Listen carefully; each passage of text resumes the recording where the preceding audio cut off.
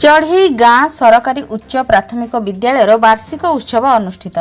चारिछक निकटस्थ तंपाड़ पंचायतर चढ़ई गाँ सरकारी उच्च प्राथमिक विद्यालय वार्षिक उत्सव और पुरस्कार वितरण कार्यक्रम उक्त विद्यालय प्रधान शिक्षक अजय कुमार सिठेंक नेतृत्व में अनुष्ठित हो जाएगी। वार्षिक उत्सव में मुख्य अतिथि भाव मंडल शिक्षा अधिकारी द्युतिकांत प्रधान, मुख्य वक्ता भाव दामोदर उच्च विद्यालय तंपाड़ प्रधान शिक्षक कृष्णचंद्र दलाई, सम्मानित अतिथि भाव स्थानीय सरपंच सस्मिता खटोई, अतिरिक्त मंडल शिक्षा अधिकारी निमापड़ा प्रतिभा महांती, अनंत वासुदेव, सरकारी उच्च प्राथमिक विद्यालय प्रधान शिक्षक विजय कुमार नायक, मंडल शिक्षा अधिकारी सुदर्शन भोई, समिति सभ्या सुमित्रा स्वाई, पूर्वतन सरपंच अक्षय बढ़ियारी, खेल शिक्षक नेत्रानंद बारिक, अवसर प्राप्त प्रधान शिक्षक ईश्वर चंद्र विश्वाल, परिचालना कमिटीर सभापति रवींद्र कुमार परिडा, मो स्कूल अभियान समितिर सभापति नलिनीकांत पढ़ियारी, छणीजंग साधना केन्द्रर संयोजक अब्दुल मिस्किन खां, प्रधान शिक्षक चारि मौजा शरद चंद्र भंज, प्रधान शिक्षक छणीजंग बिरंची नारायण मिश्र, प्राथमिक शिक्षक संघ निमापड़ा ब्लॉक सभापति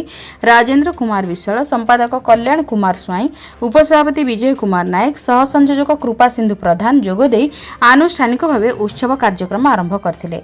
एही वार्षिक अवसर प्राप्त प्रधान शिक्षक पद्मचरण महांती सभापतित्व करथिले। उक्त विद्यालयर पूर्वतन प्रधान शिक्षक स्वर्गत बंशीधर खटोई उद्देश्य प्रथम स्थान अधिकार करथिबा वृत्ति सहित आदर्श विद्यालय को चयन होइथिबा छात्र छात्री को स्मृति प्रतिभा पुरस्कार वितरण करा जायतिला। कार्यक्रम शेष में पुरस्कार वितरण उत्सव अनुष्ठित होइतिला। परे उक्त विद्यालय छात्र छात्री द्वारा नृत्य परिवेषण करा जायतिला। एही कार्यक्रम में अनुष्ठान शिक्षक जगन्नाथ मल्लिक सहित शिक्षयित्री अभिभावक और छात्र छात्री माने सहयोग करथिले। निमापड़ारू रंजीत कांडी रिपोर्ट, जन अधिकार लाइव।